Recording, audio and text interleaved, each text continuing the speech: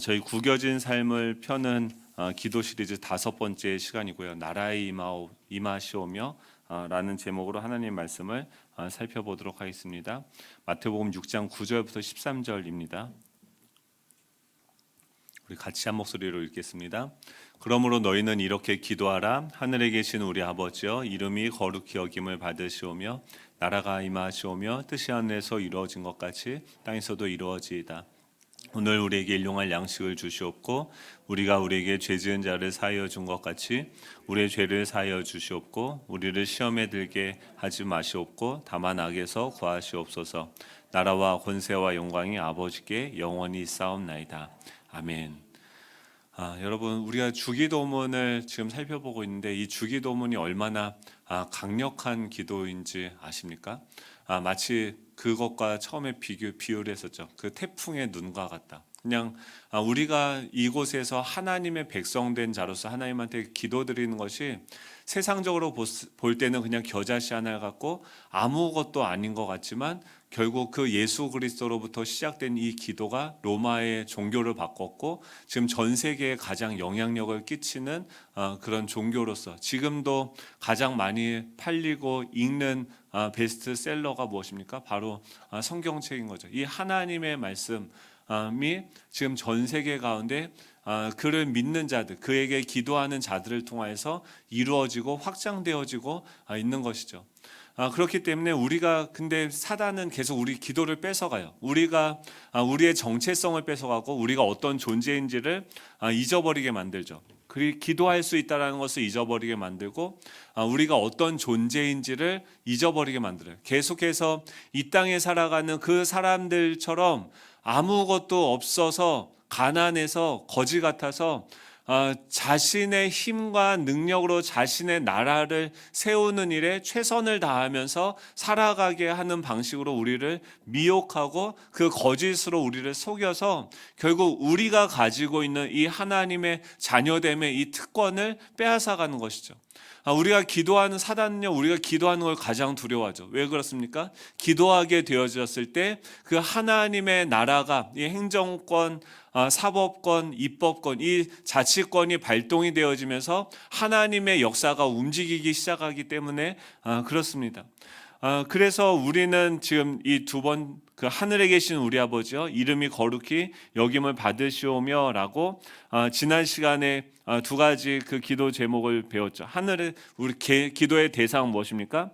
무소부재하신 그 하나님이 우리의 하나님이다. 그러니까 그분의 임재 가운데 무소부재하신 하나님은 계세요. 근데 그 하나님과 우리가 어떤 관계이냐? 우리 아버지시다라는 거예요.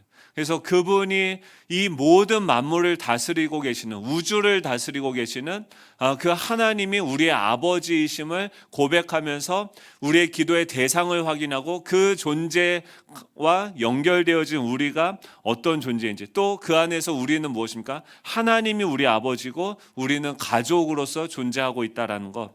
또 이름이 거룩히 여김을 받으시오면은 무엇이냐면 그 하나님의 가족 공동체인 우리가 추구하는 방향성은 무엇입니까? 아버지를 닮아가는 거죠. 자녀이기 때문에 존재론적으로 교회의 존재론적인 방향성은 하나님 아버지를 닮아가는 것이고, 그 아버지의 이름의 영광을 위하여서, 하나님의 명예를 위해서 우리가 이 땅 가운데 살아가는 것임을 이야기했죠. 그래서 하나님을, 아빠를 닮아가는 그런 공동체, 거룩한 공동체, 세상과 구별된 공동체가 바로 교회인 것이죠. 오늘은 이 세 번째 문장인 나라가 임하시오며 라는 말씀의 주제로 함께 살펴볼 텐데요. 예수님은 그 설교를 하시면은 어떤 설교를 하셨을까요? 예수님은 수많은 사람들이 지금 산상수훈으로 모여들었고, 또 계속해서 예수님과 제자들이 다니면서 예수님께서 이 성경을 통해서 가르치셨던 한 가지 주제가 있다고 한다면 그것은 무엇일까요? 이 예수님의 설교의 주제는요, 무엇이었냐면 이 하나님의 나라였어요. 첫 번째 오셔서 마태복음 4장 17절에 처음 오셔서 선포하셨던 그 설교 제목도 무엇이었냐면 회개하라, 그때부터 예수께서 비로소 전파하여 이르시되 회개하라 천국이 가까이 왔느니라 하시니라라고 하면서 처음에 설교를 첫 번째 설교를 무엇으로 했냐면 회개하라 천국이 가까이 왔느니라 하나님의 나라를 주제로서 설교하셨어요. 또 예수님께서 십자가에 죽으시고 부활하신 다음에 40일 동안 지상에서 제자들을 가르치셨던 내용은 무엇일까요? 사도행전 1장 3절에 보면 그가 고난을 받으신 후에 또한 그들에게 확실한 많은 증거로 친히 살아계심을 나타내사 40일 동안 그들에게 보이시며 하나님 나라의 일을 말씀하시니라 라고 이야기를 합니다. 즉 부활하셔서 제자들에게 그 정말 피와 같은 40일 동안 무엇을 가르치셨냐면 하나님 나라의 일을 말씀하셨다라고 합니다. 또 이 산상수훈의 주제는 무엇입니까? 하나님의 백성은 어떻게 살아야 되는가? 즉 너희는 먼저 그의 나라와 그의 의를 구하라 라고 하면서 그의 나라와 의를 구하는 그 수단으로서 지금 우리가 기도를 배우고 있다고 한다면 그 산상수훈의 핵심 중심 주제는 무엇이냐면 하나님의 나라라는 거예요. 또 설교할 때 그 여러 가지 비유를 하셨는데 마태복음 13장에 보면 천국에 대한 7가지 비유, 여러 가지 비유로 비유는 무엇입니까? 어떤 행동이나 개념, 물체들, 이 유사한 성질을 가진 다른 말로서 이해하기 쉽게 설명하는 거죠. 씨를 뿌리는 자의 비유를 통해서 씨 뿌리는 자의 비유를 통해서 지금 그것은 뭐냐면 예수님께서 산상수훈에 말씀을 하시는 게 지금 뭐와 비유되어지는 거예요? 지금 농부가 씨를 뿌리고 있는 것과 마찬가지다라는 거예요. 이것은 뭐냐면 하나님의 나라가 이미 예수님을 통해서 이 땅 가운데 들어오셨다라는 거예요. 그리고 그 하나님의 나라의 씨앗이 지금 초림하신 예수님이 그곳에 앉아 계셨을 때 수많은 그 사람들이 왔는데 그것을 4가지 밭으로 비유하면서 그 하나님의 나라의 씨앗이 그들 가운데 지금 뿌려지고 있다. 하나님 나라의 그 현재성을 이야기하고 있죠. 또 겨자씨와 누룩의 비유를 통해서 그 하나님의 나라는 처음에는 그 겨자씨와 같고 그 누룩과 같이 너무나도 작고 보이지 않는 미미한 것처럼 보이지만 결국은 내적으로 외적으로 확장되어질 것이다. 확장되어지고 있다라는 것을 얘기하셨고 밭에 감추인 보화와 값진 비유, 진주 비유를 통해서 이 하나님의 나라의 가치를 발견한 사람들은 마치 그 밭에 감추인 보화를 발견한 것처럼 그것에 자신의 모든 소유를 팔아서 그 나라를 소유하기 위해서 헌신하게 되어진다라는 것을 이야기하죠. 또 가라지 비유와 그물 비유를 통해서 이 하나님의 나라의 미래성에 대해서 이야기하죠. 마침내 어떻게 됩니까? 최후 심판 때에는 신자와 불신자의 운명이 어떻게 되어질 것을 이야기하고 있는 거죠. 즉 이 예수님께서 마태복음 13장을 통해서 이 하나님의 나라의 현재성 또 확장성 또 그 하나님의 나라의 가치가 얼마나 소중한 것인지 또 하나님의 나라의 미래성 즉 종말의 때에는 어떤 일들이 이루어질 것인지에 대해서 계속해서 반복해서 이야기하는 거예요. 그리고 이 예수님께서 행하셨던 그 기적들은 무엇을 가르치는 것입니까? 지금 이 예수님의 치유와 축기는 단순히 병들고 귀신 들린 사람들을 불쌍히 여긴 차원의 그런 행동들이 아닙니다. 그것은 뭐냐면 지금 이 만물의 왕이신 그 예수 그리스도가 이 땅에 오셨고 그분의 통치를 지금 모든 피조물들이 받고 있다라는 것을 이 기적과 치유 이사를 통해서 우리에게 보여주는 것이죠.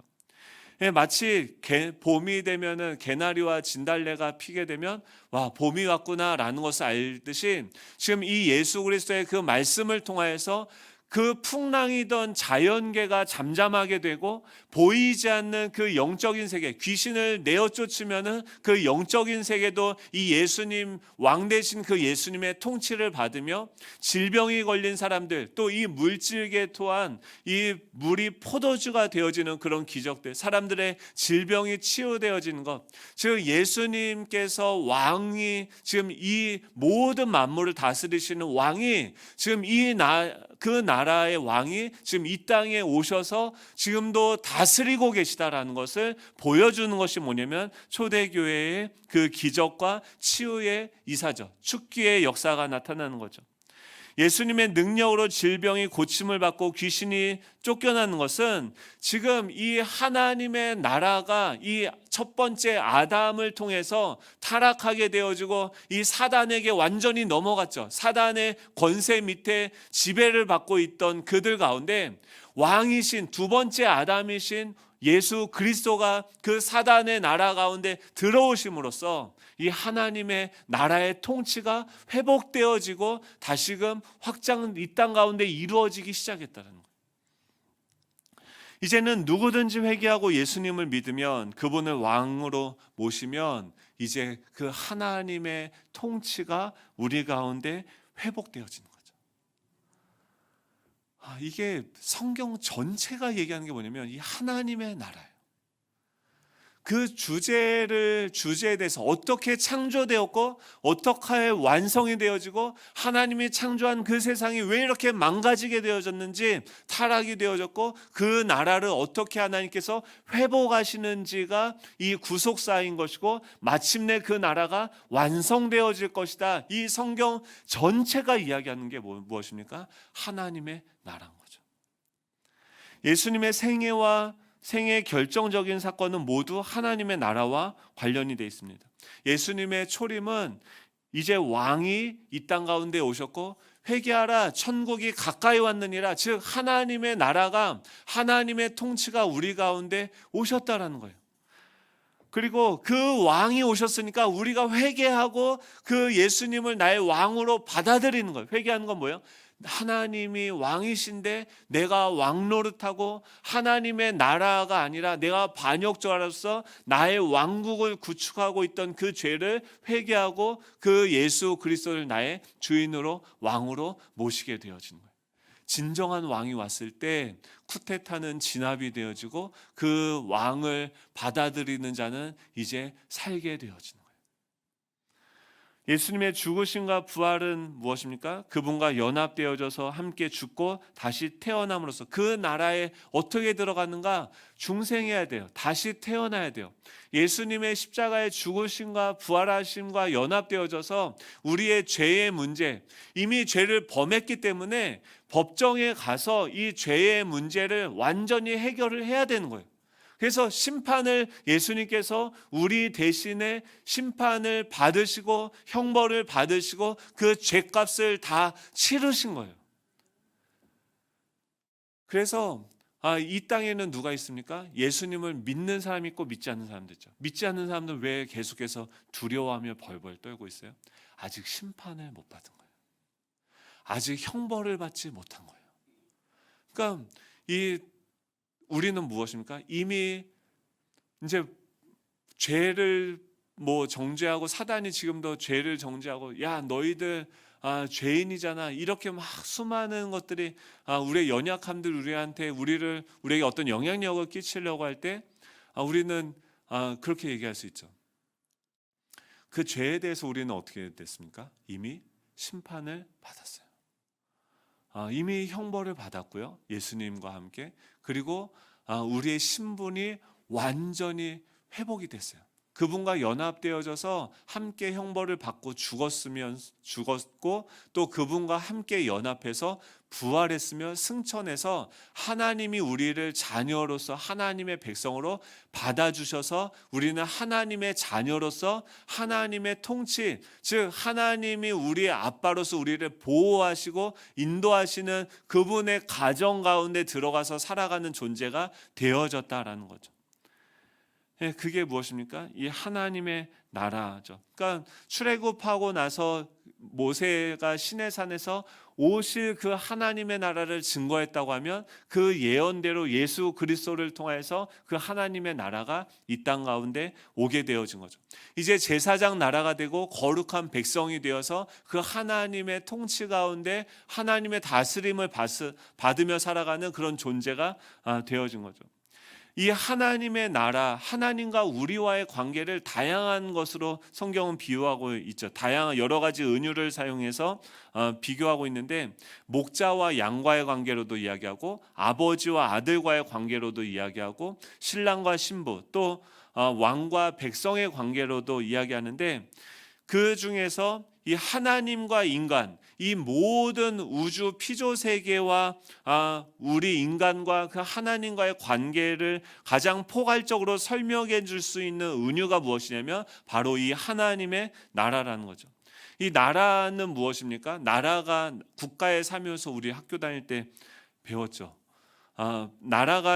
국가가 형성되려면 뭐가 필요합니까? 주권과 영토와 국민이 있어야 되는 거죠. 어느 한 가지, 제가 만약에 나의 나라를 세우겠다 하고선 제가 오늘부터 나는 뭐 어리버리 나라다 하면서 선포했는데 백성이 없으면은 아무 소용이 없는 거죠. 즉 이 주권과 국민과 영토, 이 세 가지 것이 다 있어야지 나라의 요건이 형성이 되어지는 거죠. 근데 그 중에서 가장 중요한 게 뭘까요?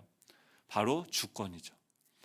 주권이라는 것은 주가 되는 그 권리, 누가 주인이냐, 즉 그 국가의 의사를 최종적으로 결정하는 그 권력이 누구에게로부터 있느냐라는 것이 바로 그 주권입니다.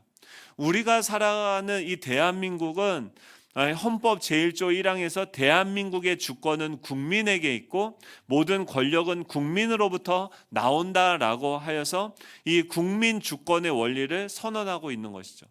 즉 우리나라의 우리나라 국가를 운영하는데 그 의사를 최종적으로 결정하는 그 권력은 누구입니까? 바로 국민인 것이죠. 그게 대한민국의 헌법이죠. 일제강점기 때는 어떻습니까? 그 나라의 주권을 일본한테 빼앗긴 거죠. 주권을 누가 갖고 있느냐에 따라서 나라의 형태도 달라집니다. 왕정 국가는 주권이 누구에게 있어요? 왕에게 있고, 귀족 국가는 소수의 귀족에게 있고, 민족 국가는 국민 전체에게 있는 거죠. 근데 지금 이 로마가 어떻게 그 나라들을 다스리고 확장할 수 있었는지, 지금 로마가 가졌던 정치 제도가 뭐냐면 공화정 정치예요. 그때까지만 해도 귀족들이나 왕들이 왕정국가, 귀족국가 정치 제도가 그 주변에 있는 모든 나라들을 다스리고 있었다고 한다면 지금 로마가 왜 쉽게 그 나라들을 정복할 수 있었냐면 그곳에서 공화정 제도를 도입했어요. 지금 우리나라 민주주의 국가의 근간을 이루는 것이 이 로마의 법인 거죠. 주권이 국민에게 있는 형태로 그래서 로마의 시민권자가 된다라는 것은 뭐냐면 그 국가의 의사를 최종적으로 결정할 수 있는 그 권리를 가지고 있는 사람이 이 로마의 시민권자죠. 그래서 그 당시에 로마의 시민권자는 굉장히 대단한 사람으로서 추앙을 받을 수 있었죠. 그래서 그 나라가 어떻게 됩니까?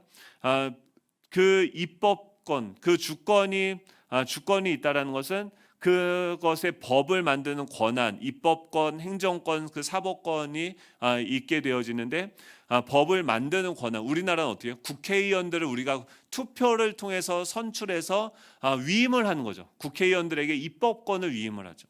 또 행정권을 또 위임을 하고 사법권, 행정권은 뭡니까? 만든 법을 지키도록 관리, 감독하는 권한이에요.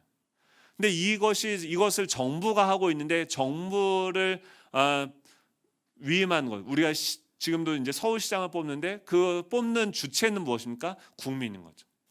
또 그것을 그 행정을 하다가 만든 법을 지키고 관리하고 감독하는 그 행정권을 하다가 분쟁이 발생했을 때 재판을 통해서 법 질서를 유지하는 권한은 누가 갖고 있습니까? 사법권이 가지고 있는 거죠. 즉 지금 우리나라는 민주주의 국가는 지금 이 국민들이 투표를 통해서 그 사람들 뽑고 그들이 대리해서 우리의 의사대로 나라의 어떤 일들을 이루어가는 것이 민주주의 국가인 것이죠. 그래서 민주주의 국가에서는 주권이 누구에 있냐면 국민에게 있어요. 한번 생각을 해보세요. 지금 이스라엘 백성들이 그 고대 시대에, 고대 사회에서 지금 로마가 그런 매력적인 민주주의 국가, 너희들에게도 이제 참정권을 주겠다, 그냥 너희들도 우리나라에 속해라 하니까 지금 그럼 반대하는 사람들은 누구겠어요? 그 귀족 세력과 왕의 세력들만 반대를 하겠죠. 그러니까 가는 곳마다 그 백성들이 들고 일어나서 쿠데타를 일으키고 그 왕들만 잡아서 없애버리면 이제 로마는 점점 확장되어지는 방식으로서 그 시대에 이 로마가 엄청난 제국이 되어질 수 있었던 것이죠. 근데 그런 아주 인간적인 인간의 관점으로 봤을 때는 가장 이상적이고 또 상식적인 그런 국가의 형태가 민주주의 국가라고 한다면 그것을 실행했던 그 로마 사회였음에도 불구하고 그 안에 어떤 일들이 일어납니까? 결국 인간이 타락했기 때문에 아무리 좋은 제도를 도입한다 하더라도 또 그 황제가 그 모든 민주주의 체계를 뒤엎어버리고 또 자신이 황제가 되어버리고 나라를 다 이룰 때는 그렇게 얘기하고선 나중에 나라가 다 세워지니까 또 강력한 왕권 체제를 확립하게 되어지고 또 그 안에서도 지금 이스라엘 백성들은 어떻게 됩니까? 자치권을 주었다고 하지만 그 안에 수많은 이 로마의 시민권을 가진 자들과 가지지 못한 자들의 그 차별과 또 이 계급들이 보이지 않는 계급들이 형성이 되어졌고 그 안에서 소외되고 상처 입고 모든 것들을 다 빼앗기고 가난하게 된 자들이 지금 어디로 왔어요? 예수님 앞에 나온 거예요. 근데 그 사람들 앞에서 지금 예수님 뭘 얘기하는 거예요? 하나님의 나라가 어떠한지를 얘기하는 거예요. 이 하나님의 나라는 어떤 곳이냐면 절대 그 주권, 즉 입법권, 행정권, 그 사법권이 누구에게 있습니까? 하나님께 있어요. 그러니까 만약에 입법권도 하나님의 뜻이 하나님이 말씀하신, 그러니까 에덴 동산에서는 어떻게 됐어요? 하나님의 입법권이 되어졌죠. 선악과를 따먹지 말아라. 그 하나님의 영광, 하나님의 왕이에요. 그분을 왕으로 섬기고 그분의 통치를 받으면 우리는 뭐가 돼요? 이 땅을 다스리는 그 권한을 위임받아서 대리 통치하게 되어지는 거예요. 근데 그 왕의 왕권에 우리가 대적하게 되어서 선악과를 따먹음으로 그 법을 범법하게 되어진 거죠. 그때부터 뭐가 없어집니까? 이 땅을 다스리시는 위임하는 그 권세가 우리에게 없어진 거예요. 반대로 지금도 이 하나님의 뜻이 우리 가운데 이루어지기 위해서는 뭐가 우리 가운데 작동되어져야 합니까? 하나님의 주권이, 하나님의 통치가 우리 가운데서 이루어져야 돼요. 하나님의 말씀을 들으면은 그 하나님이 우리에게 두려워하지 말라, 염려하지 말라라고 하면 그것이 아멘이 되어지는 거예요. 왜냐하면 그분이 왕이기 때문에. 그리고 행정권은 무엇입니까? 그분이 법을 제정하셨다고 하면 그 법을 이루시는 것도 누구십니까? 하나님이세요. 그러니까 우리는 그분의 말씀 안에서만 행동을 하고 그분의 법 안에서만 움직인다고 한다면 그 하나님 나라의 이 행정권이 작동하기 시작한다는 거예요. 우리를 보호하고 우리를 지키기 시작한다는 거예요. 억울한 일을 당했냐? 너가 친히 그 원수를 갚을 필요가 없다라는 거예요. 이 하나님의 나라의 행정권이 움직이기 때문에 그 나라 안에 우리가 그분의 백성으로 그 법을 범법하지 않고 그분의 통치를 받고 살아간다고 하면 이제 하나님께서 친히 갚아주시고 보호하시고 우리를 인도하신다라는 거예요. 또 사법권은 무엇입니까? 분쟁이 발생했을 때 재판을 통해서 법 질서를 유지하는 그 권한도 누구에게 있어요? 하나님께 있어요. 그러니까 우리는 뭐예요? 함부로 누구를 판단하고 우리가 재판할 필요가 없어요. 우리가 고민해야 되는 것은 뭐냐면 우리를 마지막 날에 하나님께서 심판하실 때 그 하나님 앞에서의 우리의 평가가 어떠한지가 가장 중요하게 되는 거죠. 즉 예수님께서는 지금 그 하나님의 나라에 대해서 그 백성들한테 가르치고 있었다라는 거예요. 지금 그 나라를 세우는, 마치 다윗이 동굴에 아둘람 공동체를, 그 동굴에서 상처받고 힘든 사람들 다 모아놓고 그곳에서부터 이 나라를 세워 건국의 백성들을 만들어 갔던 것처럼, 지금 예수님이 그 상처받고 힘들고 세상에 찢기와 같은 그 사람들 다 모아놓고 이 나라의 근간이 되어지는 그 역사들을 이루어가기 시작하셨다라는 거죠. 이 하나님의 나라는 무엇이냐면, 첫 번째로 하나님의 나라는 주권이 하나님에게 있다라는 것을 믿는 거죠. 또 두 번째로 하나님의 나라의 백성은 누구냐면 그 하나님의 나라의 주권에 복종하는 사람들이에요. 하나님의 입법권을 인정해요. 그래서 하나님의 말씀을 나의 법으로서 살아가는 거예요. 하나님의 사법권을 인정해요. 장차 심판이 있다는 것을 알기 때문에 그 하나님을 두려워해요. 나를 심판할 뿐이, 이 사람들이 나를 인정하든 인정하지 않든 나는 이 법을 대로하면, 법을 지키면 하나님께서 우리를 궁극적으로 심판하신다는 것을 알기 때문에 그 하나님의 심판을 믿는 거죠. 또 행정권은 무엇입니까? 하나님께서 만드신 그 법대로 지금도 이 나라를 다스리신다는 것을 믿는 그 믿음으로 살아가는 게 하나님 나라의 백성인 거죠. 그렇다고 하면 하나님의 영토는 무엇입니까? 원래는 이 땅의 모든 것들이 하나님의 다스리는 곳이고 하나님의 영토인데, 지금 뭐요? 강도들이 그곳을 무단으로 점유하고 그 소유권을 주장하고 있는 것이죠. 그렇기 때문에 지금 우리가 생각하기에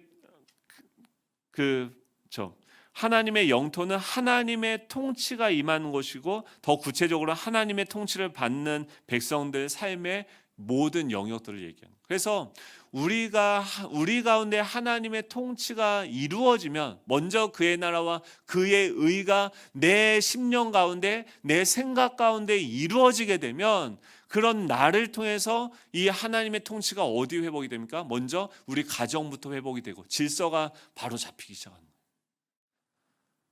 그리고 그 사람들이 살아가고 있는 그 사회 가운데 하나님의 통치가 이루어지기 시작하는 거죠. 그래서 천국은요, 그냥 죽어서 가는 어떤 장소의 개념이 아니라 하나님의 통치를 받는 그 나라가 이 하나님의 나라죠. 지구상에는 몇 개의 나라가 있습니까? 200개의 나라가 200여 개의 나라가 있다라고 얘기하는데, 성경적으로는요 이 세상에 2개의 나라밖에 없어요. 하나님의 나라 아니면 사단의 나라예요. 그래서 사단의 나라는 무엇입니까? 하나님을 왕으로 섬기지 않는 사람들로 구성되어져 있는 나라예요. 하나님의 나라는 거꾸로 무엇입니까? 하나님을 왕으로 섬기는 나라가 하나님의 나라예요. 차이가 뭐냐면, 이 하나님의 나라는요 영원하지만 세상 나라는요, 이 사단의 나라는 일시적이라는 거예요. 다니엘서 2장에 보면 그 다니엘이 포로로 끌려갔을 때 느부갓네살 왕이 꿈을 꾸게 됩니다. 한 신상을 봐요. 그 커다란 신상이 있는데 4가지 금속으로 그 신상이 이루어져 있습니다. 머리는 금으로 되어져 있고, 가슴은 은으로 되어져 있고, 배와 허벅지는 동으로 되어 있고, 발은 그다음 밑에 발이 있는데, 머리는 바벨론을 얘기하고, 그다음 페르시아, 그다음에 그리스, 그다음에 로마. 즉 이 세상을 다스리는 그 사단의 나라가 바벨론, 페르시아, 그리스, 로마와 같이 엄청나게 거대한 그 왕.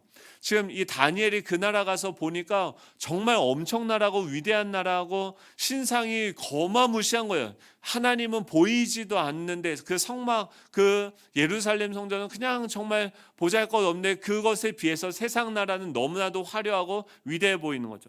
근데 마지막에 어떻게 됩니까? 그 큰 신상이 뜨인 돌에 의해서 완전히 박살이 나서 가루가 되어지는 그 꿈을 이 느부갓네살 왕이 꾸게 되고 다니엘이 그 꿈을 해석하게 되어지는 거죠. 인간의 나라, 이 세상의 나라는 일시적으로는 번영하지만 결국은 망하게 되어진다는 거예요. 또 예수님이 세우시는 나라는 반대로 영원하다는 거예요. 지금은 겨자씨와 같지만 점점 그 나라가 확장이 되어지고 완성이 되어질 것이다라고 성경은 이야기하고 있죠. 이 하나님의 나라는 어떻게 건설이 되어집니까? 하나님의 창조가 무엇입니까? 그 하나님의 나라의 기본 토대를 건국하게 되어진 거죠. 처음에 어땠습니까? 왕이신 하나님이 계셨고 그분의 백성, 이 아담과 하와가 있었죠. 그리고 그 영토 에덴 동산이었죠. 이제 거기서 하나님과 연합해서 교제하면서 그 하나님의 뜻대로 이 땅을 다스리고 그것을 배워가면서 땅에 충만해서 하나님의 그 백성 그리스도의 완성된 그 숫자가 차기까지 이 나라는 팽창되어져야 하는 것이었죠. 그런데 그 선악과를 따먹지 말라고 하는 그 하나님의 법을 인간이 깨게 됩니다. 법을 어기게 되어져요. 그래서 그 법을 어겼다. 이 죄는 무엇이냐면 윤리적인 죄가 아니라 하나님에 대한 불순종이고 하나님의 법을 어기게 되어진 거죠. 하나님의 주권을 무시하고 스스로 주권을 가지고자 한 의도적인 반역죄였고, 그래서 예수님이 십자가에 달려 돌아가실 때 그의 죄패에 뭐라고 했습니까? 우리의 죄를 적어놨는데 자칭 유대인의 왕이었죠. 그래서 그 죄의 결과가 무엇이 됐냐면 세 가지 영역의 종이 되어졌습니다. 첫 번째는 죄의 종이 되었어요. 그러니까 우리의 생각이 이제는 다 뭐예요? 내가요. 내가 입법권과 사법권과 행정권을 내가 다 이루는 내 나라. 근데 백성은 없고 내 나라는 너무나도 작고 이것을 유지할 수 있는 힘조차 없는 거죠. 그렇기 때문에 어떻게 합니까? 나라가 너무나도 정말 세상 가운데 아무것도 없는 그런 작은 나라에 혼자 왕이고 혼자 백성이고 이러고 살아가니까 어떻게 됩니까? 날마다 불안하고 두려운 거예요. 자기 자신이 법이 돼요. 자기 자신이 그것을 이루어가는 주체가 되어지고 그것을 그 결과를 판단하는 주체가 되어지는 거죠. 그 죄가 우리의 생각과 정신을 사로잡아서 모든 것들을 판단하는 그 기준이 뭐가 되면 자기 마음, 자기 느낌, 자기 생각이 되어지는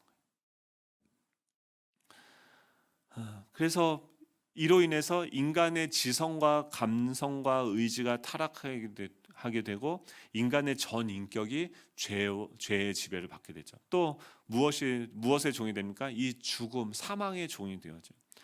반역죄를 지면 여러분 지금 우리나라에서도 지금 만약에 저희가 죄를 범하지 않았으니까 이렇게 자유하지, 만약에 제가 실수로 누군가를 죽였어요 어젯밤에, 그 다음부터 저는 어떻게 해요?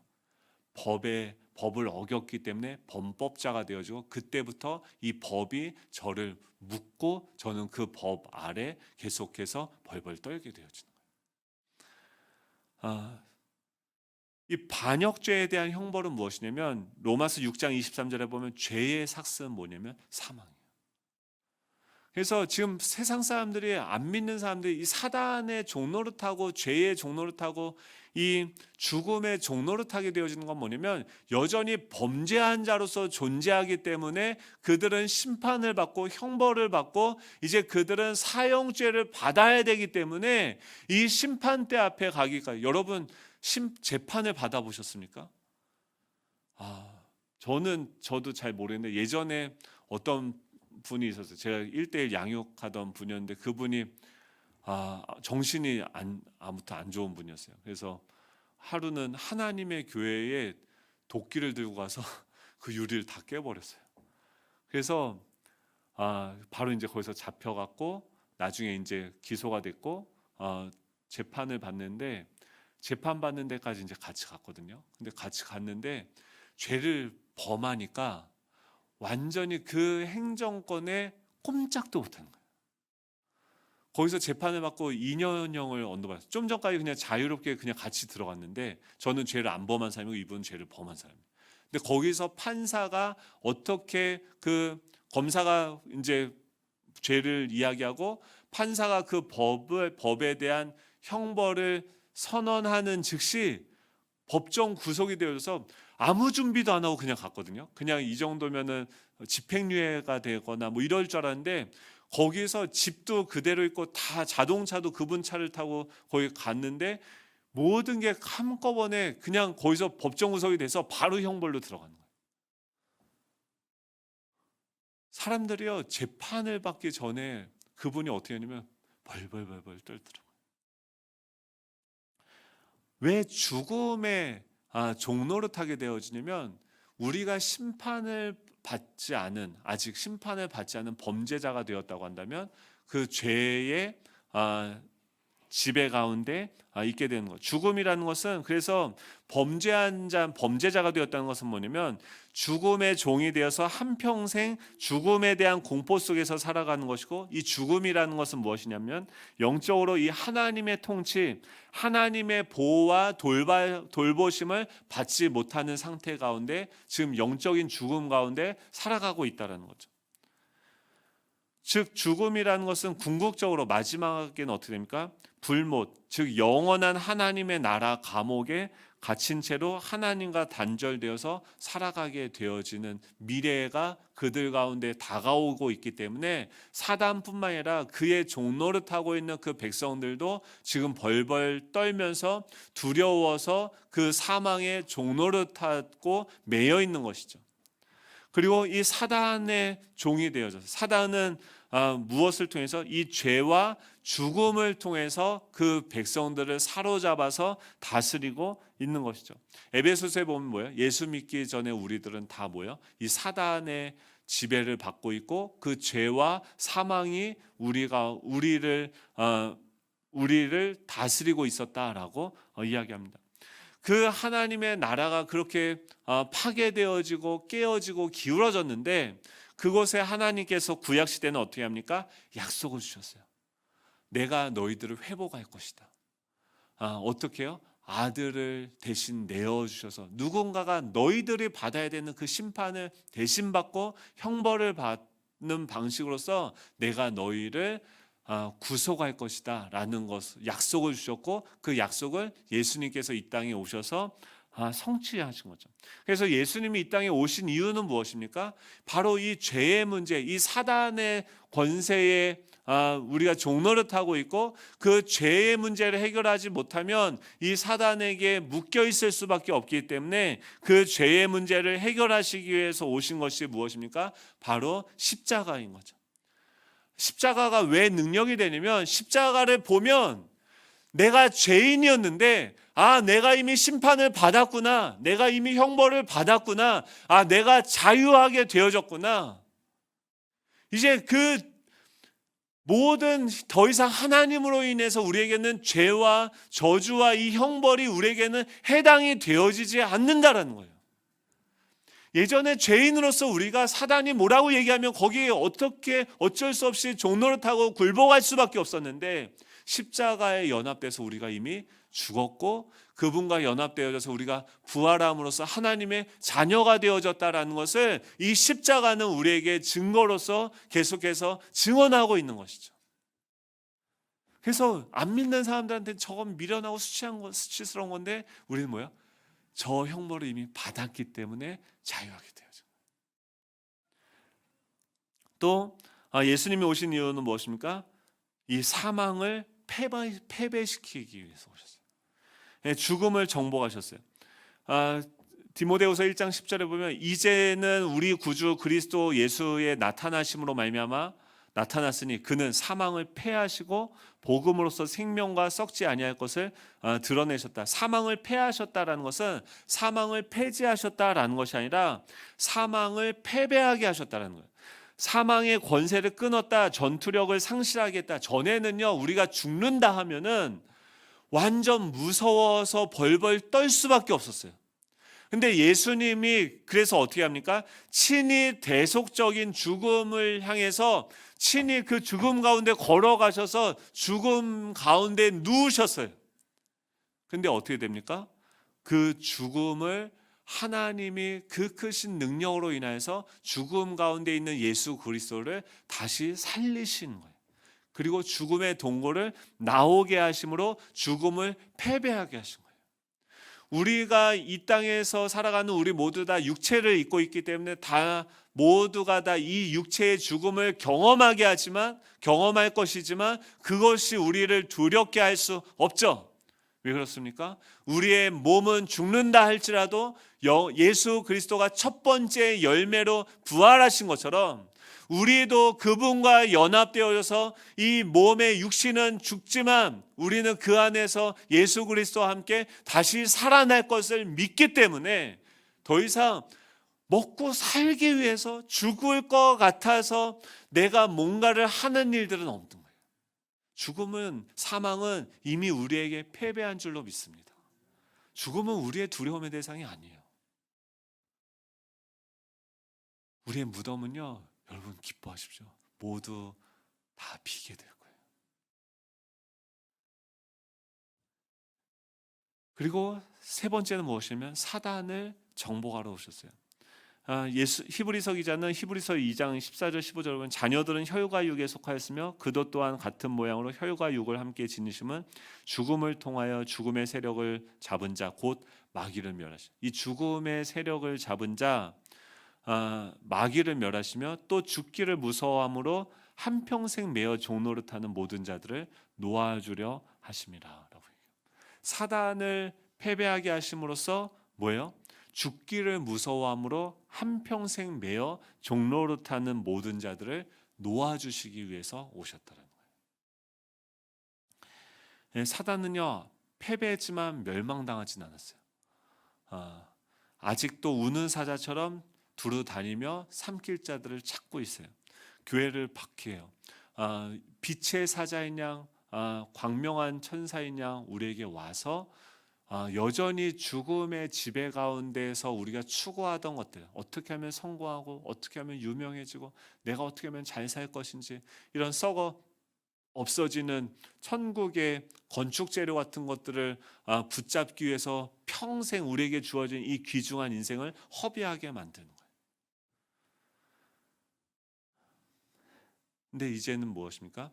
예수 그리스도를 통해서 이 하나님의 나라를 우리는 보게 되어지고 그 나라의 백성으로서 살아가는 거예요. 이 나라가 우리에게 임하게 해주십시오라고 기도하는 것은 뭐냐면, 이제 첫 번째는 그 나라가 다시 빨리 오십시오.